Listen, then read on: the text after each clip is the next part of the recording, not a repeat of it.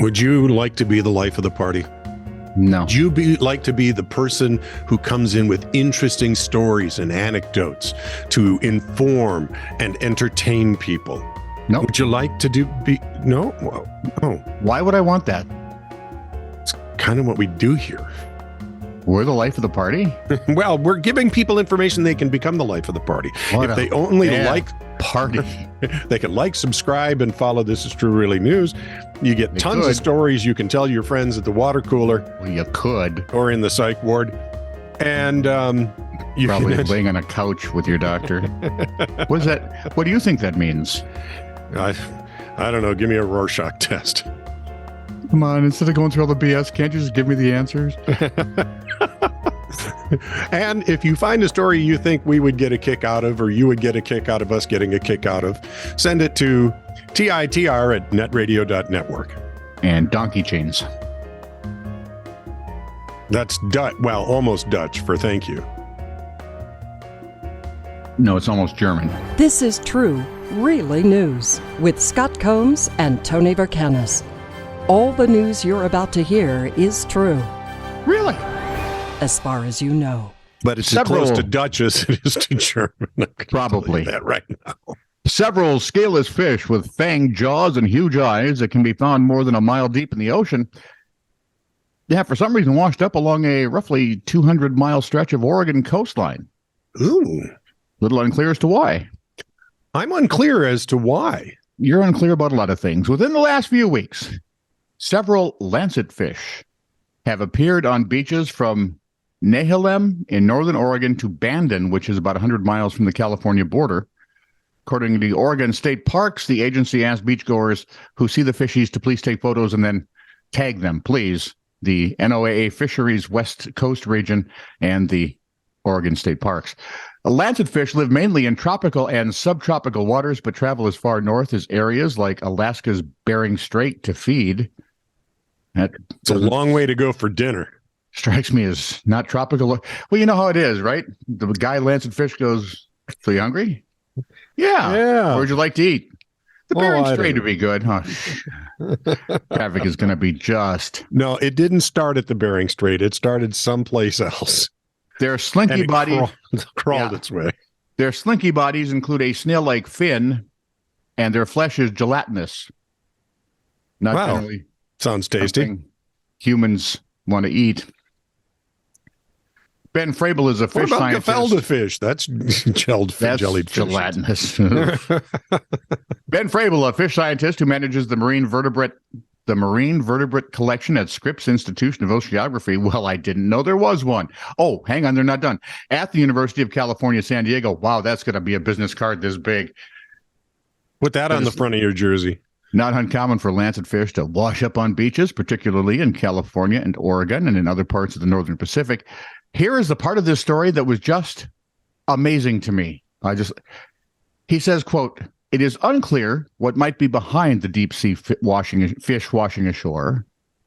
He added, "It's also not clear if these incidents are happening more frequently or are just being noticed more often in the social media age." I thought, what a refreshing momentary respite from the drivel we normally hear. Yeah, right. Oh, look, one thing happened. It's It's got to be this. catastrophe. Right. By the way, I saw pictures of this fish. Yeah. It is one ugly mama. And Oh, it's got yeah. these fangy things. Yep. And Does it you're look thinking, kind of like a piranha? well, no, it sparkles a little, so I thought maybe it's a vampire kind of thing. Ooh, I like this. Where's Batman? He could tell us. Rob Pattinson would know, wouldn't he? Yeah, Rob Pattinson will. He knows all things glowy and fangy. Lillian Eep became stuck in deep bushland. Deep was in deep? Yes, Mita is where she was. Eep in Mita, deep in Mita.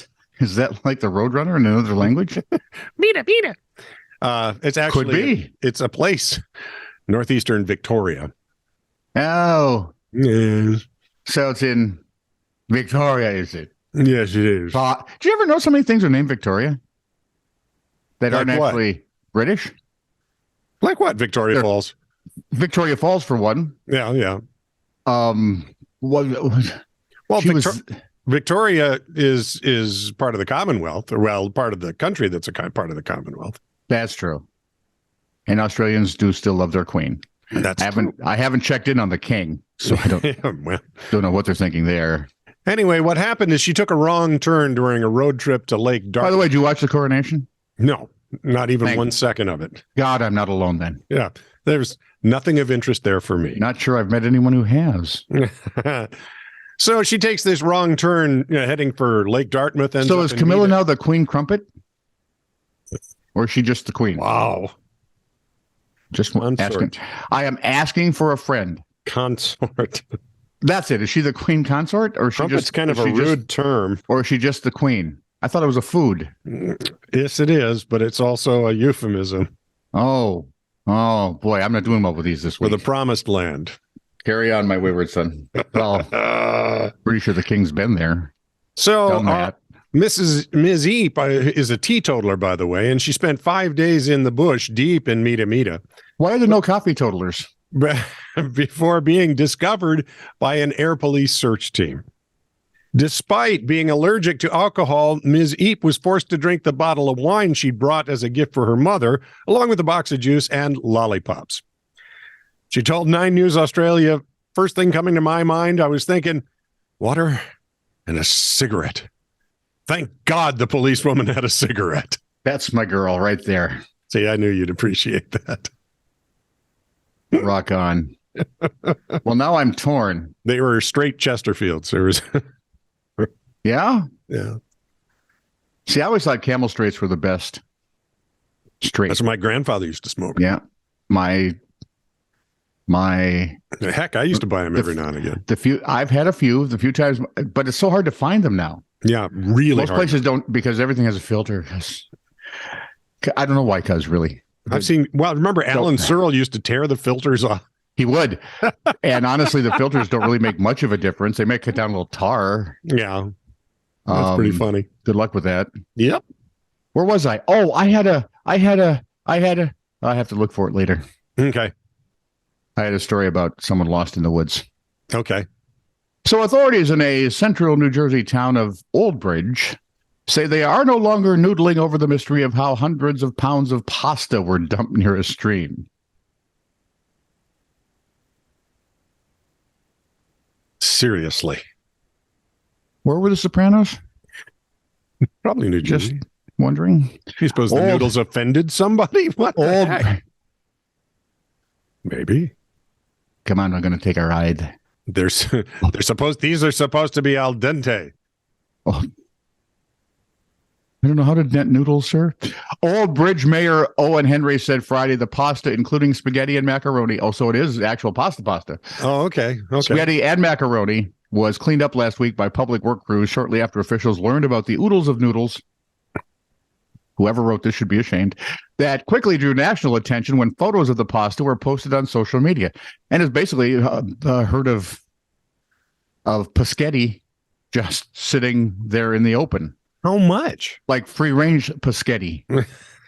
It was, but I mean, They estimate 500 pounds of pasta. wow, that's a lot.